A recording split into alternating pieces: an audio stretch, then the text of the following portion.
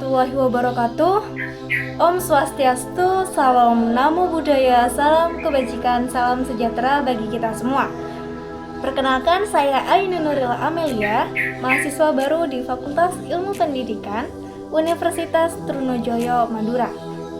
Nah, kali ini saya akan membuat dan menjelaskan tentang jaga jarak, karena sekarang kan masa pandemi.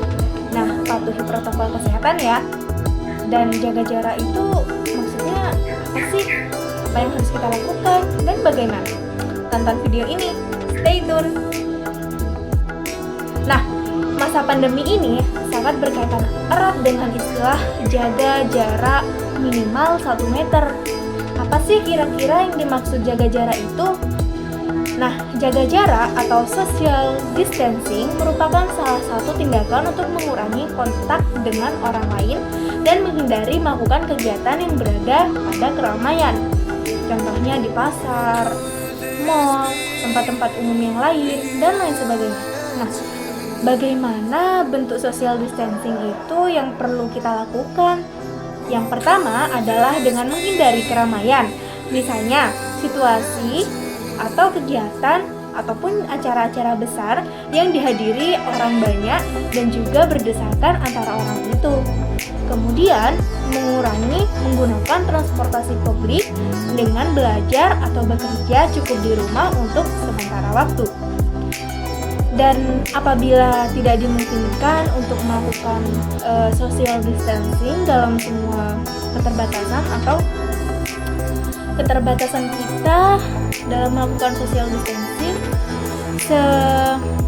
setidak-tidaknya kita semua itu tetap bisa melakukan social distancing walaupun terpaksa untuk beraktivitas di luar rumah. Contohnya saat kerja, apakah saat kerja kita tidak bisa social distancing, ataupun saat pergi ke swalayan apakah kita tidak bisa melakukan social distancing? Tentu bisa, bukan? Jadi social distancing itu adalah cara yang mudah untuk kita terapkan, karena ya kita bisa dimanapun kita berada, kita tetap bisa melakukan social distancing dengan hanya menjaga jarak minimal 1 meter saja. Kita juga harus sebisa mungkin mengurangi kegiatan yang berada di luar rumah. Dan apabila kita itu harus keluar rumah, itu tetap harus mengurangi menggunakan kendaraan umum. Kalau bisa itu gunakan kendaraan pribadi seperti motor, seperti itu ya. Jangan menggunakan transportasi umum yang dimana banyak orang juga menggunakan itu. Kemudian ketika kita menggunakan transportasi umum, kita itu harus menghindari waktu ramai. Maksudnya itu pilih jam-jam yang sekiranya tidak banyak orang dalam transportasi tersebut. Kemudian hindari menyentuh permukaan-permukaan yang sering dipegang orang lain, seperti pegangan tangga di swalayan atau pegangan pintu dimanapun itu, atau benda-benda yang lain yang sering dipegang orang lain.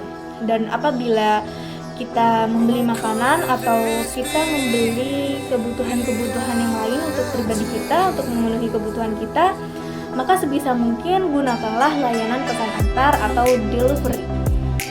Sebelum memakannya atau mengkonsumsinya, cuci bersih barang yang dibeli itu sebelum disimpan dan juga dikonsumsi ya, jangan lupa. Dan utamakanlah untuk memesan makanan-makanan yang matang dengan sempurna. Jangan makanan yang setengah matang, seperti itu jangan, usahakan yang matang sempurna.